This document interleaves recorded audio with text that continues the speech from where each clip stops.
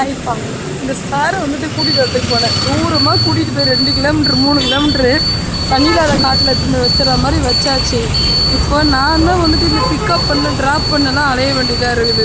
இந்த சாரை கூட்டிகிட்டு வரலான்னு வந்தால் இங்கே செம்ம மழை வர பக்கம். அந்த மழையில் வந்துட்டு என்னாச்சுன்னா வர ரோட்டில் நாங்கள் வர மெயின் ரோடு ஒன்று இருக்குது, ஸ்கூல் போகிற வழி. அதுதான் செம்ம பெருசாக ஆக்சிடெண்ட்டு. கரெக்டாக 8 மணிக்கு வீட்டிலேருந்து கிளம்பியிருக்கேன். நான் இந்த சாரை பிக்கப் பண்ண வரத்துக்கு வீட்டிலேருந்து கிளம்புனா கரெக்டாக 20 நிமிஷத்தில் வந்துடலாம். 10 நிமிஷத்துக்குள்ளாரே நான் வீட்டிலேருந்து வந்துட்டேன். 10 நிமிஷமா அதுக்குள்ளாரே வந்துட்டேன். ஆனால் அந்த இடத்துல வந்து 1/2 அன் ஹவராக இன்ச்சாக வண்டி நகரவே மாட்டேங்குது.